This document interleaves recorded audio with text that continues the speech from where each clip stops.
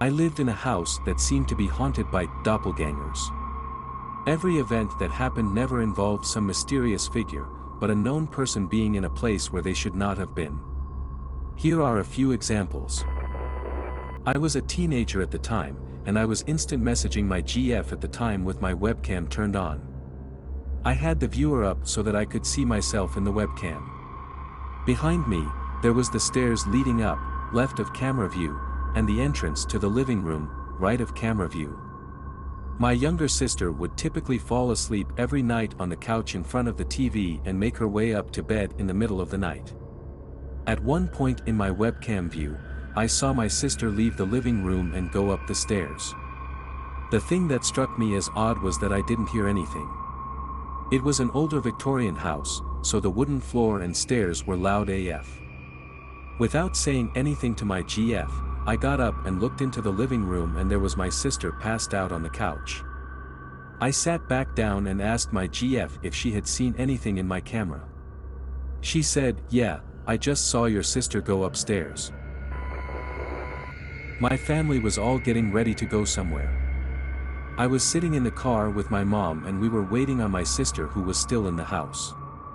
After a bit she comes out and gets in the car and just looks at me like, "WTF?" I ask her what's wrong and she says that just before she walked out of the house she thought I was still inside, so she yelled up the stairs, 1LT_0 Vias, "We're leaving," and apparently, I yelled back, "Okay, I'll be down in a minute." My mom woke up to someone tapping her foot and she said someone was standing at the end of her bed who faded out after a couple seconds. She said it looked like me. I had an encounter where I woke up and felt like someone was under my covers laying up against me. When I said something, my blanket visibly deflated and I no longer felt anything.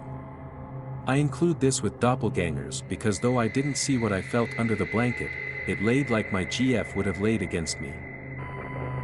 When I was 22, I was in the military and I was diagnosed with type 1 diabetes. It still took like a year after the diagnosis to separate from the military, but I went home on leave for the holidays about a month after the diagnosis. Anyone that has insulin-dependent diabetes typically carries around some sort of kit. Mine is black zip-up pouch and it has a glucometer, insulin pen, needles, and alcohol pads.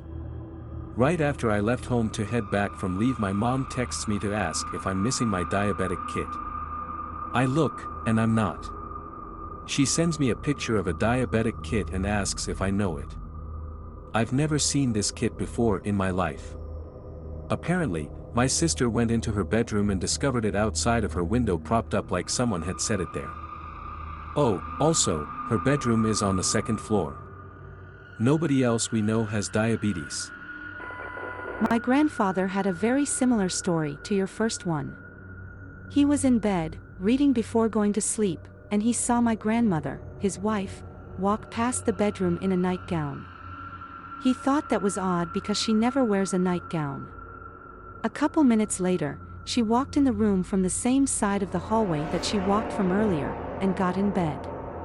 He asked why she changed into those clothes out of her nightgown right before bed. She said, "Han, I don't wear nightgowns."